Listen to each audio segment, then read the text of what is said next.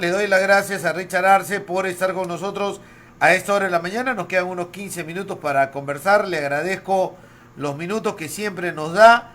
Hemos estado en contacto en los últimos días, pero se fue un ministro de Salud pitufero que se ha ido de una manera extraña en este gobierno. Es decir, una denuncia que ha presentado un programa periodístico muy bien sustentada, con vouchers, con información muy clara, con nombres, que en cualquier sociedad políticamente preparada hubiese generado una inmediata renuncia.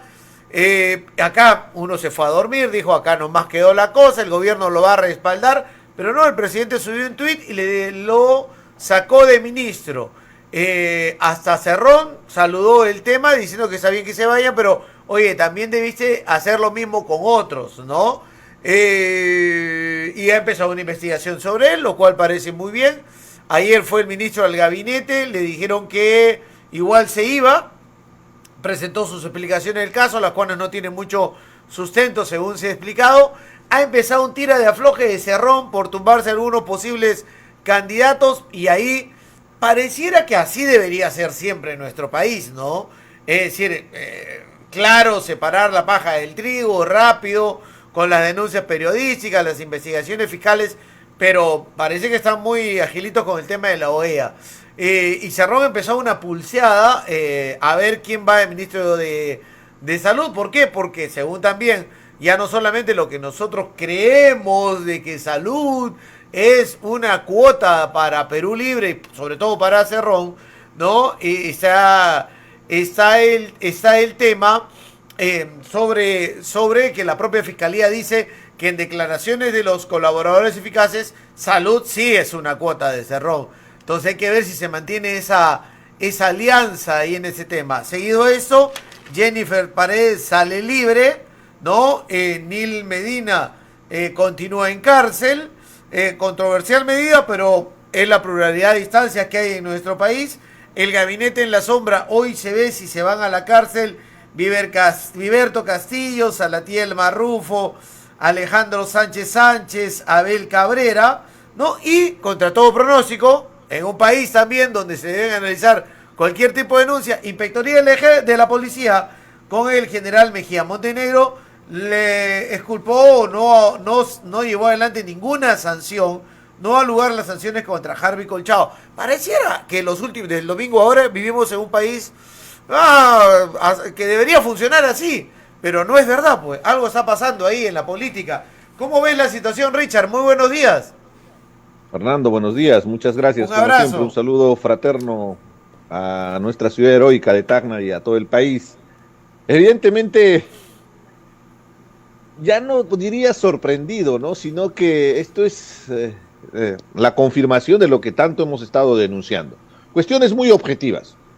El Ministerio de Salud, después de la gestión de Hernando Ceballos, fue entregado para que haga y deshaga Vladimir Cerrón. O sea, ha entregado el MINSA para que haga Cerrón del MINSA su chacra. Y lo que hemos visto debe recordar bien, porque el ministro actual que fue removido fue viceministro de Agüita Racimada Condori. O sea, ese detalle es muy importante. Y ambos vienen de la gestión del gobierno corrupto del gobierno regional de Junín de Vladimir Cerrón. Entonces ya tienen antecedentes, ¿no? Porque la forma tan burda de querer pitufiar el dinero, porque no hay argumentos, por eso no había forma de defenderse. ¿Quién en su sano juicio te mandan a depositar plata, 9.000 y 9.000 soles en dos agencias distintas que están inclusive a 3 o 4 cuadras? Es algo ilógico, no resiste ningún tipo de justificación. O sea, yo deposito 9.000 y me voy al otro banco 9.000. Las personas que han depositado sabían muy bien qué estaban haciendo y por eso es que le toman fotos. Y probablemente ellos son los que han soltado la información. Sí, porque claro. Para la unidad de inteligencia financiera, porque es un sistema, no es una persona, reporta, o sea, salta inmediatamente cuando hay depósitos más de 10.000 soles. Entonces, con los 9.000 depositados por diferentes bancos, burlaban el sistema. O sea, tampoco son tan tontos, quisieron burlar a la unidad de inteligencia financiera. Lo que no midieron era que su trama era bastante tonta, porque si uno de ellos cantaba, se caía esto como un castillo de naipes, ¿no? Y definitivamente es plata mal habida. Cuando hay dinero mal habido, probablemente fruto de la corrupción, tienen que blanquearlo. Y para blanquear lo que estaban haciendo, por eso es gravísimo, ¿ya? La fiscalía debe estar midiendo en este momento inclusive la posibilidad ya de una prisión preventiva para este sujeto, una detención preliminar para este ministro de Salud, que muestra que en el gobierno están en una estrategia de, oye, esto va a terminar y agarren todo lo que puedan, ¿no? O sea, el presidente Castillo lo que les ha dicho es indirectamente, subliminalmente les ha mencionado que hagan lo que sea, porque no se entiende de otra manera que haya tal nivel de desparpajo, de cinismo y sinvergüencería, ¿no? Para levantarse el Estado, Fernando. Disculpa que lo exprese así, no, pero no, y esta relación con los con la dureza que corresponde. Y esta relación con los que también proveen en algunos casos servicios a los hospitales públicos, o para que los pague el SIS, por ejemplo, o quienes colocan sus servicios frente a los hospitales cuando extrañamente se malogran los tomógrafos y nunca los arreglan, y la gente se ve obligada a irse al frentito nomás para sacar con su plata el pago de alguna imagen que necesitan con urgencia. Es más que evidente que han estado en una tremenda componenda, Álvaro, porque este señor Quito es muy conocido, empresario que provee justamente esos servicios de imágenes para contratarlos frente a los hospitales, porque sabe que en el hospital sacar una cita para que te tomen una tomografía tienes que esperar que San Juan baje el dedo, decía mi padre, ¿no? O sea, hay que esperar la gracia de Dios que se te ocurra. Y evidentemente la desesperación, imagínate, Fernando, tener a tu hijo, a tu esposa, a tu madre, a tu hermano en una situación grave y necesita esa información de donde sea, haremos una apoyada y pagamos, ¿no? Dice el negocio. El asunto es que hay componendas, ¿no? Ahora, este Quito le deposita $70,000 a la querida, porque el reportaje es espectacular, mi reconocimiento para el periodista de Canal 2. Los datos son precisos. No, y justamente muestran lo que es la labor periodística, ¿no? Fíjate, ya tiene el caso armado para la fiscalía, porque la mujer a testimonio propio, cuando le dice que lo va a cachetear si es que habla su nombre, no, y te das cuenta también, disculpa, un paréntesis aparte, ¿no? ¿Qué tipo de gente estamos rodeados en el gobierno? Porque ni siquiera hay un mínimo de educación. O sea, yo puedo estar muy molesto, Fernando. Podemos estar realmente exacerbados, ¿no? Pero cuando hay un nivel instructivo, nivel cultural mínimo, te mides, pues. O sea, y tú sabes bien que la solución no es violenta. O sea, cualquiera ha pasado en un momento que nos hemos puesto irascibles y hemos querido meter un puñete, ¿no? Soy consciente de eso, soy ser humano, ¿no? Pero te inhibes, pues, porque justamente tienes esos parámetros que te dicen que actúes. La señora sabe que le están grabando, le están entrevistando y lo que dice, no te metas conmigo que te voy a cachetear y que no sabes con quién te estás metiendo, ¿no? Ahí te das cuenta que al final es gente que no tiene escrúpulos inclusive. Pero regresemos al tema de Quito, ¿no? Entonces le deposita $70,000 y vamos a ser sinceros, es el gran negociado que no viene de ahora, viene de ministro tras ministro, de facilitarle justamente a estos empresarios para que puedan beneficiarse justamente lucrando de la necesidad. Eso es lo duro, Fernando. Pedro Castillo no le importó un comino el dolor que sufren miles y podría decir hasta millones de familias en situación precaria que recurren a nuestro sistema de salud. No hay medicinas, la atención es pésima. Lo del cáncer ha sido evidenciado, un aprovechamiento, inclusive al extremo que no se está atendiendo, sabiendo del dolor que significa tener esa enfermedad, porque es una sentencia de muerte, para que lo puedan entender. He perdido mi madre el 2021, justamente fruto de un cáncer. Entonces, los que hemos tenido familiares con cáncer sabemos qué significa ese dolor. Entonces, ¿cómo puede ser posible que por un tema patrimonialista, fíjate, ahí sí son recontracapitalistas estos, y dices que revolucionarios, yo diría revolucionarios, habría que hacerle la precisión, porque le ha entregado en bandeja de plata a Cerrón el Ministerio de Salud, ¿A cambio de qué? De los votos pues, que va a tener en el Congreso de la República para salvarlo de una hipotética vacancia, ¿no? Entonces, ahí te das cuenta el nivel de desprecio que inclusive tiene con todo el Perú, ¿no? Entonces, este Quito lo que está haciendo es un traficante. Le da su coima, esa es la hipótesis, ¿no? Le da su coima al ministro para que le faciliten el negociado. Y vaya a saber qué otros negociados más habrá atrás. Porque ¿quién me va a depositar $70,000, Fernando? Exacto. $70,000 es un mundo de plata. O sea, ¿cuántos años tenemos que trabajar para ahorrar $70,000? O sea, será 10 años de trabajo. No es sencillo, 70,000 por 4, 280,000 soles. Y de la noche a la mañana deposítale a mi querida, por favor, Fernando. La coima bancarizada, ¿no? La coima bancarizada y al día siguiente pago el departamento. ¿Ah? No, Y el pitufeo en el mismo día y al día siguiente pago la otra cuota del departamento. ¿Ah? Mira, suena duro lo que voy a decir, ¿no? Pero dice que hasta para ser corrupto tienes que tener algo de capacidad. A eso voy, o sea, y habiendo visto todo lo que ha pasado en nuestro país, como por ejemplo, no somos huevos de pecho en ese tema. Hoy, para las autoridades debería ser muy complicado encontrar corrupción o pagos, porque todo el mundo sabe cómo la hacen los políticos, qué hacen los políticos. Pero estos los encuentran a la vuelta de la esquina.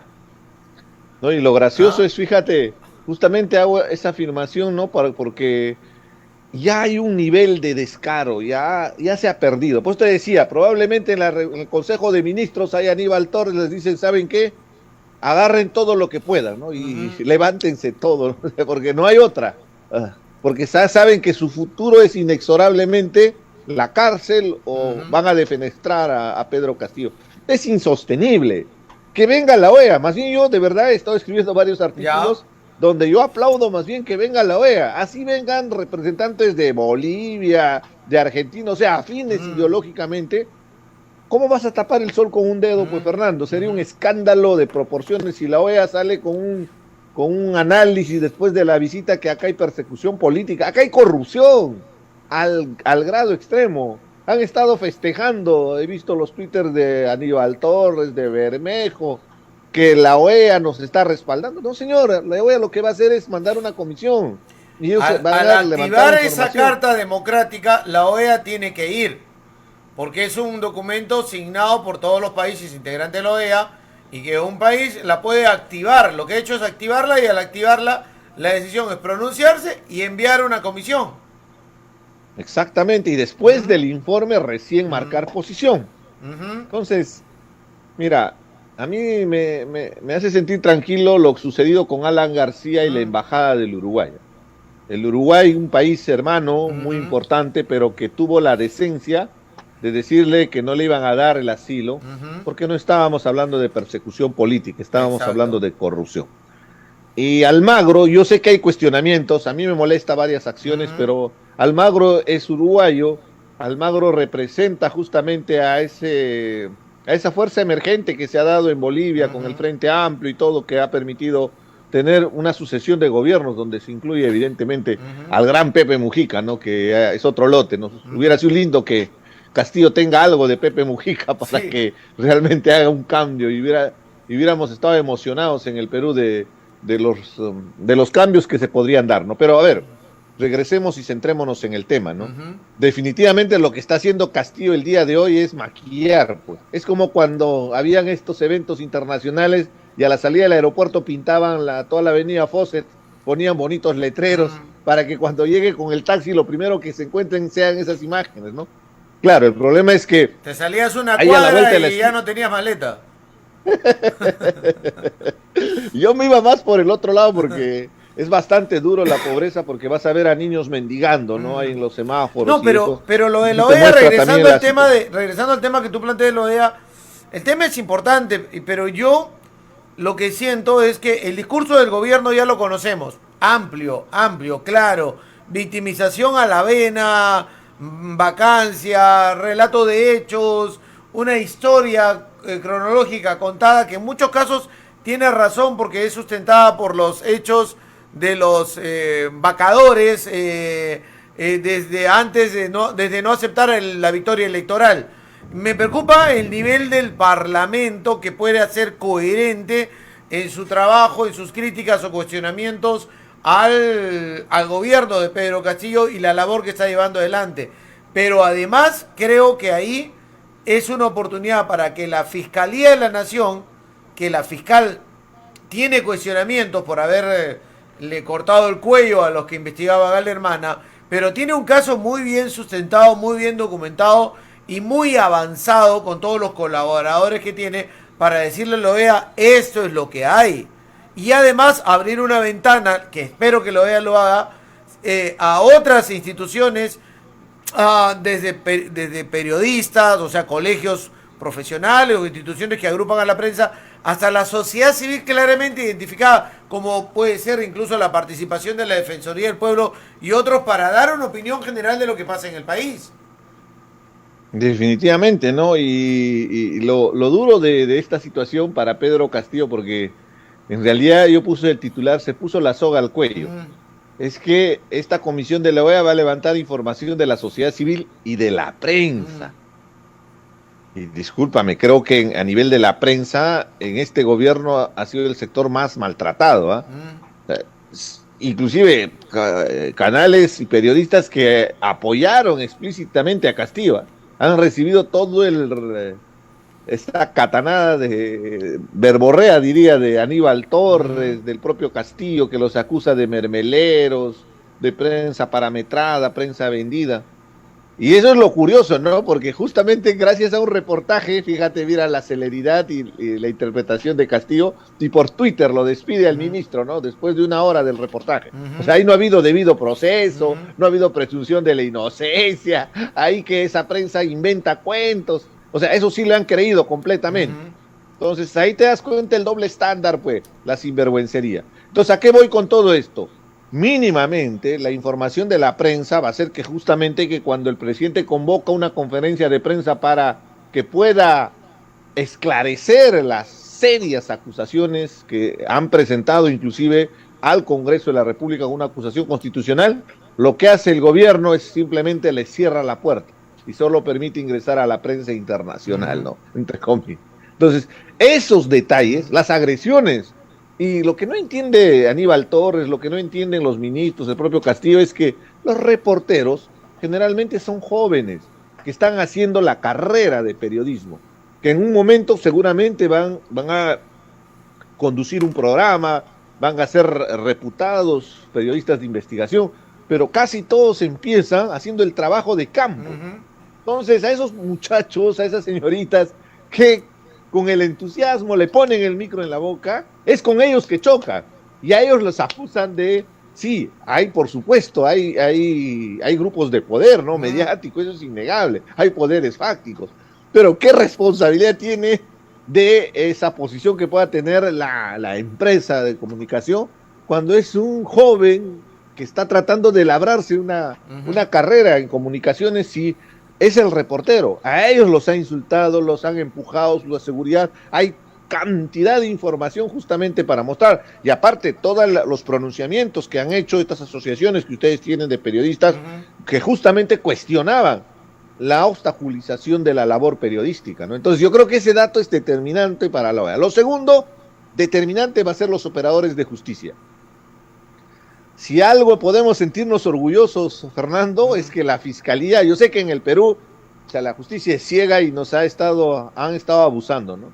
Pero en el tema de los presidentes que han estado investigando, de todos los colores políticos, la Fiscalía ha sido reconocida a nivel mundial, ¿eh? Porque en el tema del Lavallato en el Perú, donde inclusive han desfilado hasta la cárcel algunos expresidentes, o han aparecido con el traje de detenido, ¿no? Y todo el escándalo de que un presidente sale de gobierno y de frente va a la cárcel, ¿no? A los meses. Me refiero a Ollantumala, PPK con la prisión preventiva, Alan García suicidado cuando justo lo iba a capturar gracias a una Alberto Fujimori.